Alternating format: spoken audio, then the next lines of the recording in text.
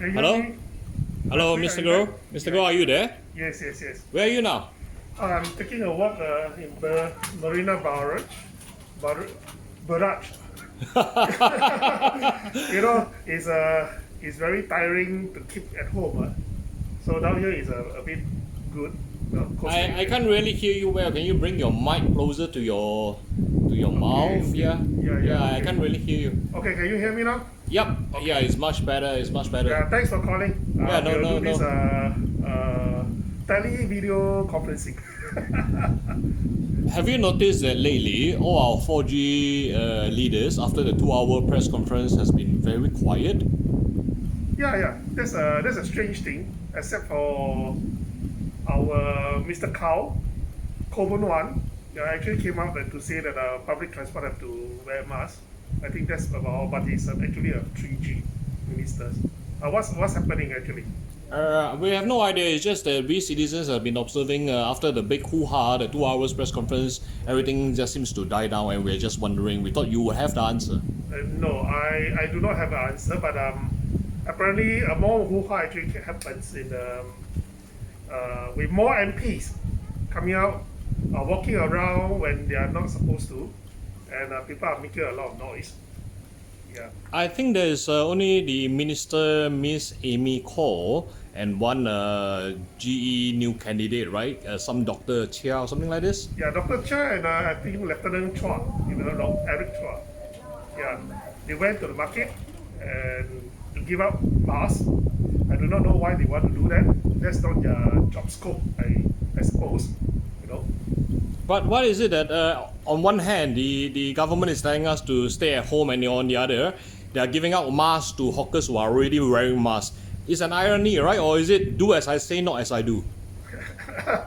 Actually, someone actually said this. It's just like a doctor waking up a patient to ask him to actually take a sleeping pill. It's very strange. We do not know what's going on. Most probably they're trying to campaign, doing a pre-campaigning thing.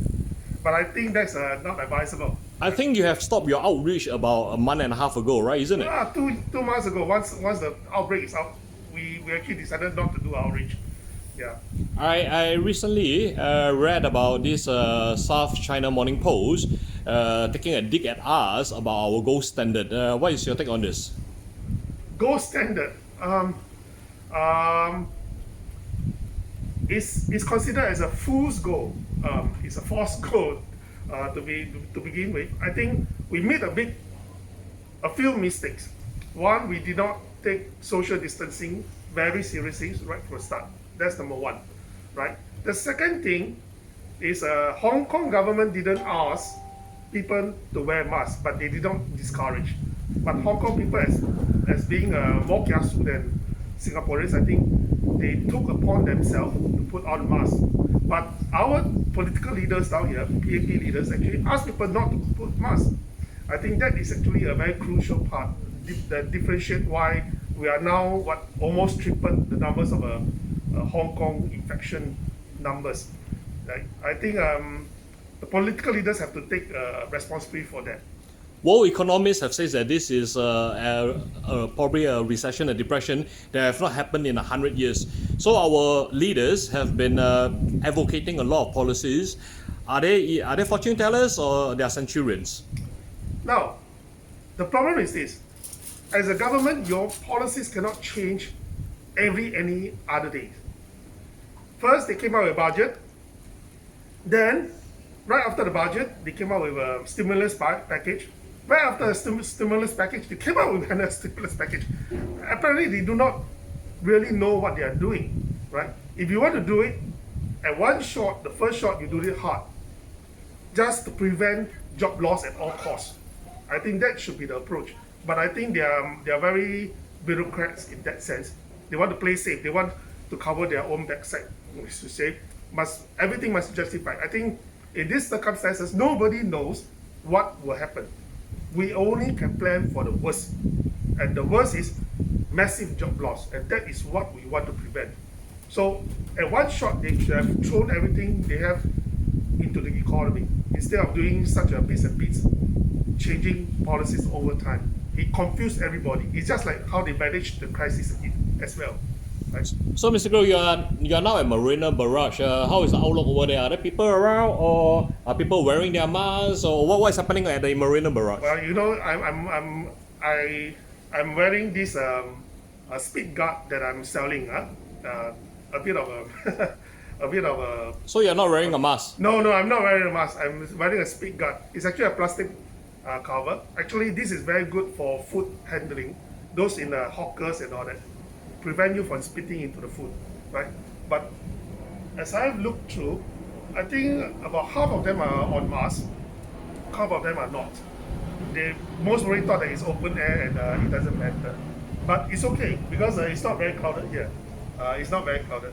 It's actually okay. One of the kids was infected in the preschool today. Should Minister Ong have closed the school, or should he have been, well, we call it squeezing the toothpaste, doing bits by bits at time, and this kid is a victim. We are feeling very sorry about it. What about you, Mr. Goh? I'm very angry actually. I'm not feeling sorry. I'm very angry because they did not take upon themselves to make tough decision, even though they cannot justify. But the justification is you have to plan for the worst. That's very important. I think it's not only one kid. I know it's about 2 or 3 kids have already been infected. I feel very angry about that. Sorry, we are cut off. Here we continue. Sorry. The whole world have common terminologies like lockdown, so on and so forth. Why is it that we Singapore we are so unique? We have circuit breakers and all kind of terminologies coming out. Is it because we want to stand out among the rest, or what is the reason for all this? We are very confused. I believe they do not want to go into history to say that Singapore have locked down for this crisis, and it's actually for political purpose also. You cannot have an election when you have a lockdown. Right? Well, I believe the strategy they have initially was to go as per normal, so that when the crisis is over, we can be right in front of economic growth.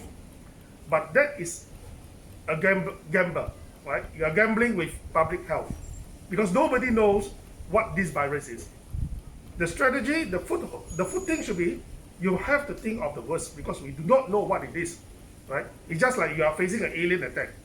You do not know them whether they are friendly, how they are going to attack us, what are the mode of attack.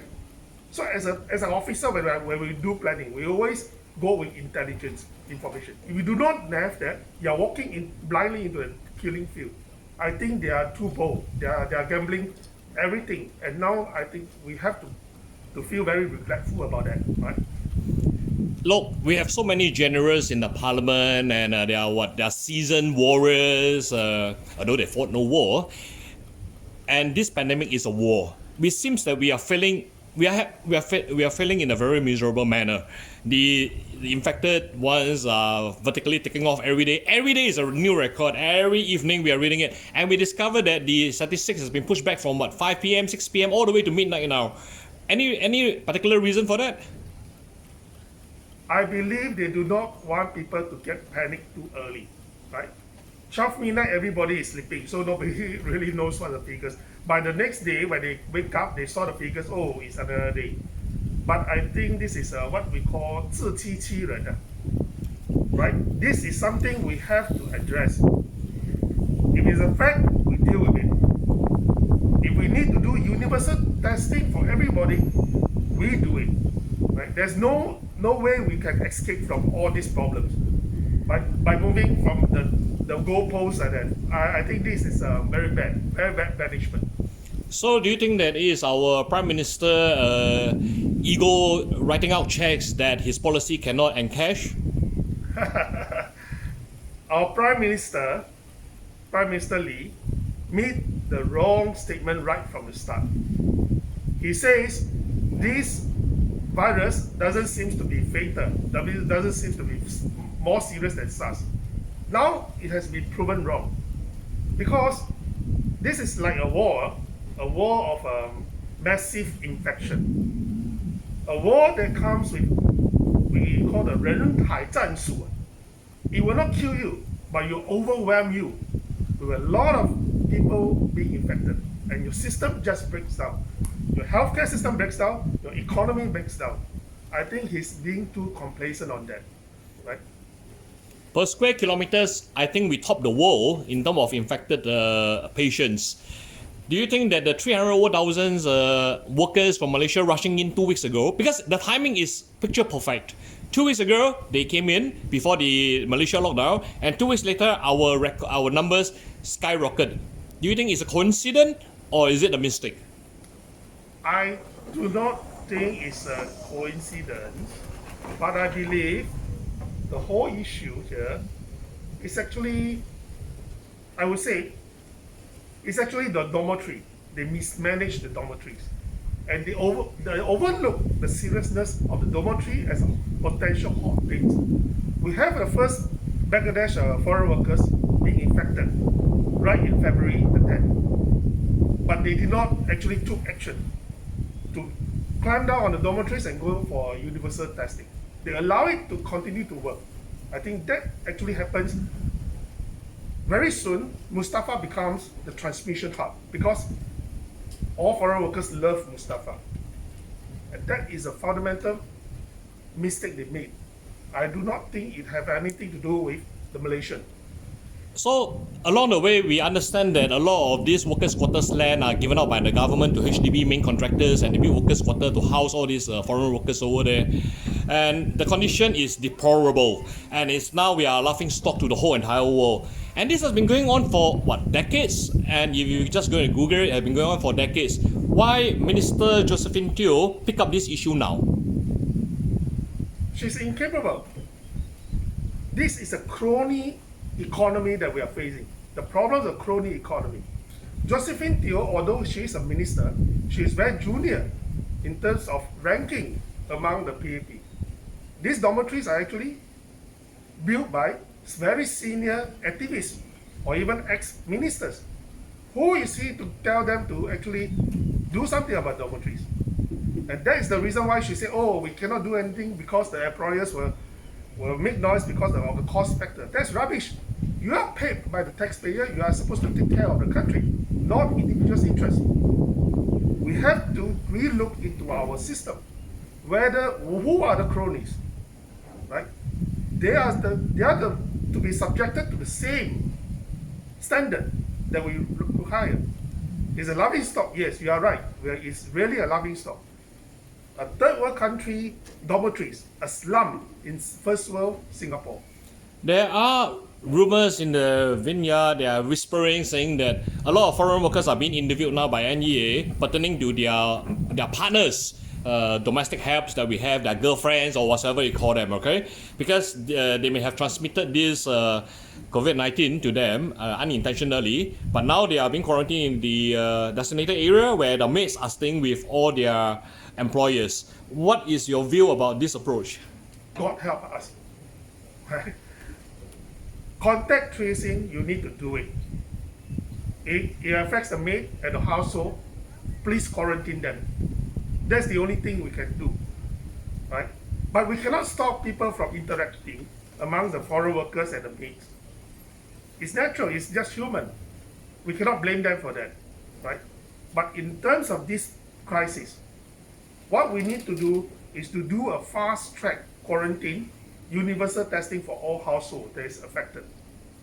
I do not think we can just wait down there and wait for the virus to come out. Do the testing. Separate the healthy from the infected ones. A minister has said that there are a lot of gatherings and things like this, and it took a virus to get rid of all these problems in his constituency.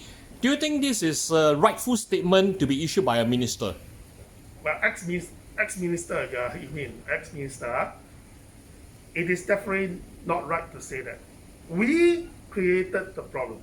PAP allows over 500,000 foreign workers to come into our shops.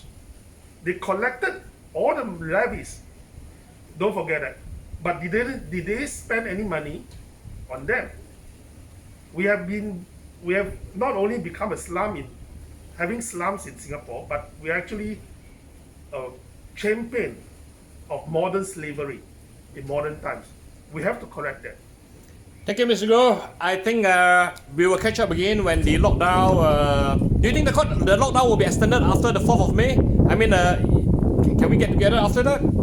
I think it will be extended for another at least 2 weeks to 3 weeks. Okay, so until we meet again, Mr. Go, stay healthy, stay safe, and any last word for our Singaporeans before we part ways? Please stay at home or come to a place that is not crowded, right, to exercise. Don't crowd out. Wear your mask or your spit guard if you need to, right? Take care. Okay, thank you, Mr. Go. Thank you.